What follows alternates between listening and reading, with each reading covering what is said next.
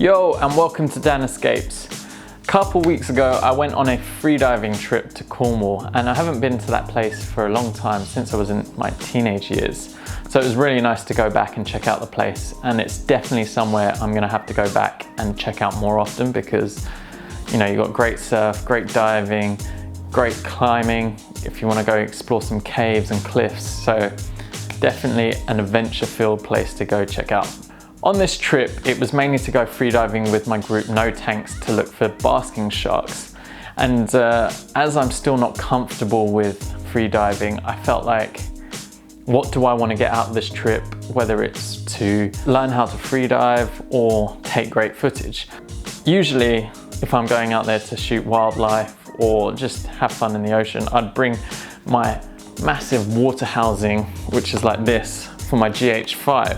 So it's not really a practical camera to bring out with you, so probably not the best thing if I wanted to focus on freediving. But I'll talk about this guy in a later episode. So the only other action camera I had was the GoPro Hero 4, which I used as a second camera when using my water housing. It's got this Sennheiser mic which allows me to take it in water and getting good audio quality, but I'm still not happy with the footage that I've got back and edited with, and that's when DJI announced the Osmo Action, and that's why I got really excited about bringing this one along. If you want to see an in-depth review, there's loads of other people out there on YouTube, so what I wanted to do was show what kind of footage I took with this one in a freediving situation in Cornwall. So roll the footage.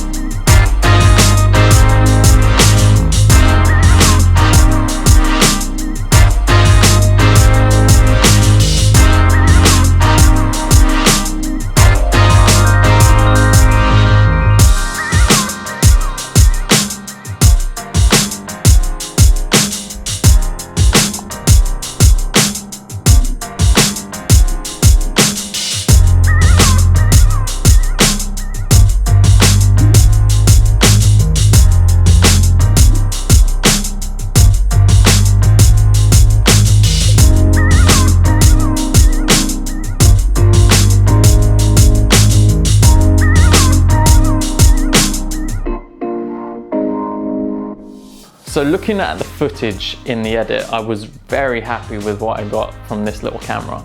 You know, having that rock steady, I wasn't able to have shaky footage like I get with this one where I've used on trips and just never been happy with. A few things I did notice when using this in cold water. I don't know if it's cold water or in the water in general because we were in cold water. Sometimes the settings would jump up and down, and then it was quite hard to use the touchscreen in the water with big thick 3mm gloves.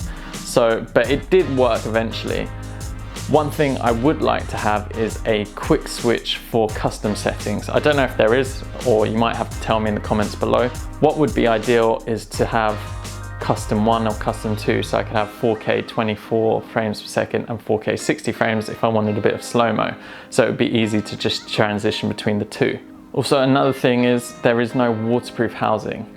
I know it is waterproof down to 11 meters, but I also just like the added protection of having a waterproof casing. You know, even here when we were beach diving, I've got some sand stuck in here and I still can't unscrew this, it's really tight. So I might have to go get that checked out about how to get this lens cap off to clean underneath there. Also, it will allow me to go deeper and deeper. I know in freediving, I'm not going over 11 meters, but you know, in scuba diving, I can go deeper and deeper, so it would be handy to have a nice little waterproof casing for this. So I'm looking forward to when that's going to be released.